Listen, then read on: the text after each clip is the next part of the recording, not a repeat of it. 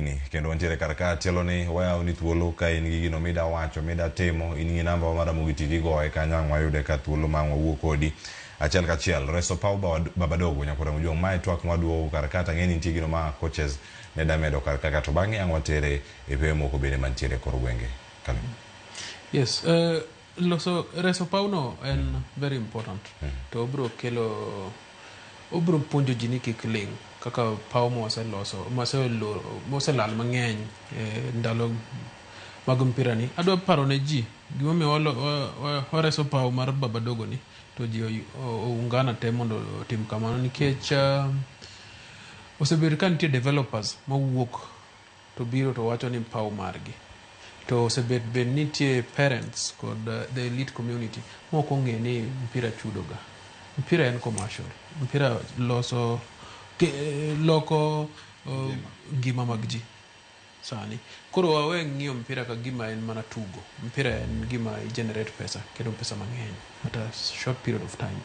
Waneno Dennis Oliech, waneno McDonald Mariga gi family gi. Gin footballing family. Waneno Lunga gik motimo sani oyugis nikech pesa mar mpira. Koro eskunde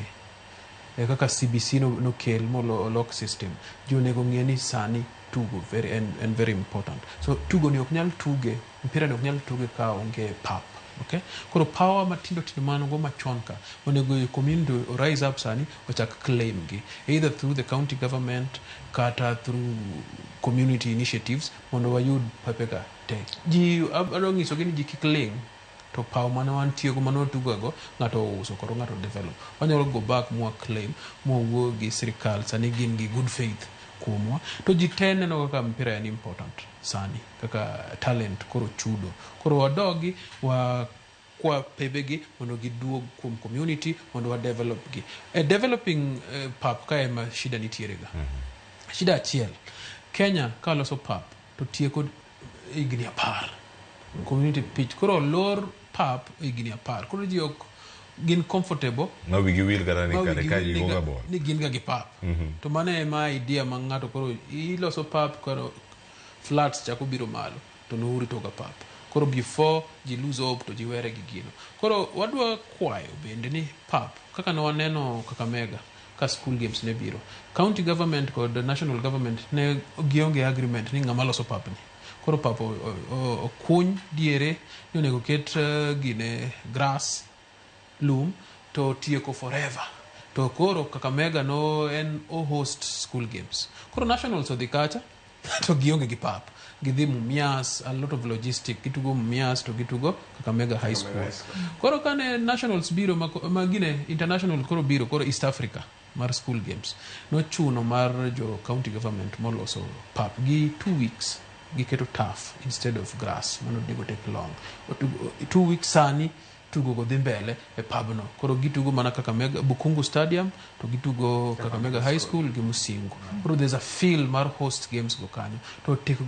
okaw 2 weeks to gin gi pap magiketo turf maginyalo access magitugi koro wakwayo kamano kuom pepegi kaka Babadogo no koro onego develop Nyasaye no sekonya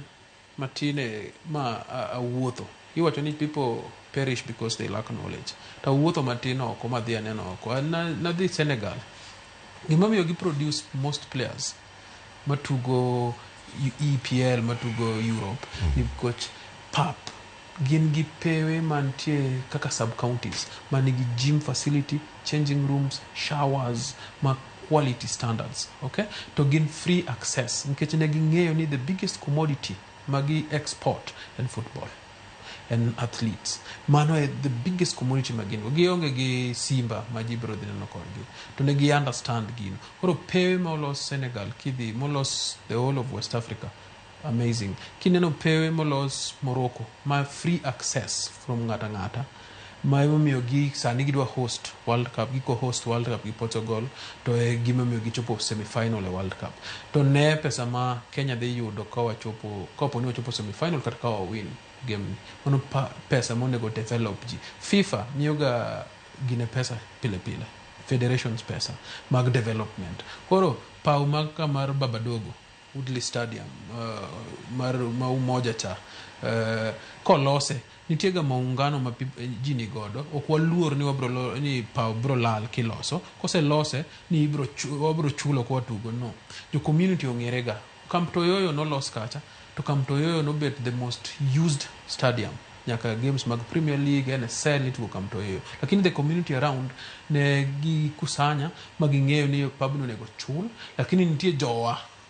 mok chul nyithindo ma this school to matugo kae ne pod gitugo nono man gin gi schedule kata schedule ma ginyalo follow to gidonjo go e pub to gitugo team man tugo league ma kanyo margi no team kata gin team ang'wen e area achiel gite gin gi sagi ma ok gichul ma gitugo nono lakini jok moko ma ok to chulo mondo gibed income ma gi maintain godo stadium kama ne mpangilio koro Kenyans ko chupo ka football wan ga gi mpangilio to kila community onge ga importance the only people ma goyo ga piny en ga jo corporate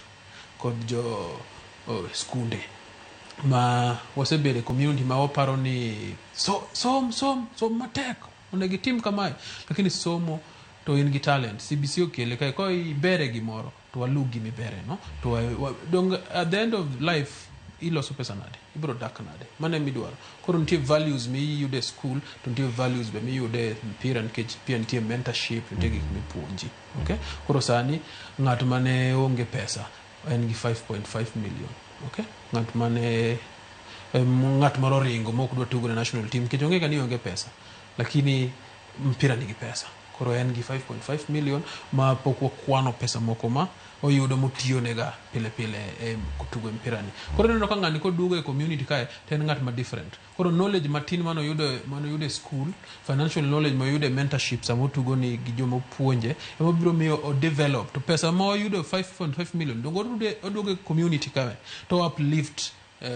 ngima mag ji ka en Jakisi ka en jaluo moro mane a Kisumu ka no a Mabei nitie difference ma ibro ne kaka difference ma olungo timo kumotimo Oyugis koro wamor kod wach baba dogo no kendo en gima ber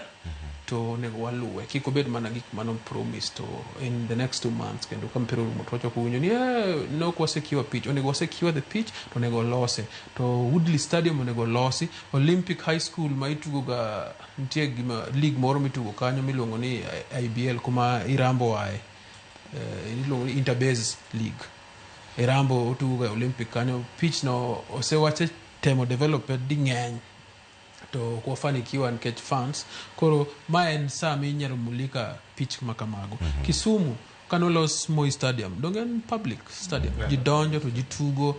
to ne aparon wa lalo stadium moko pepe moko mane jitugo kada school field mane jitugo nikech olos gimoro kata school koro tamre mo jik donjo mago hinda talent development koro nego mi ji room mar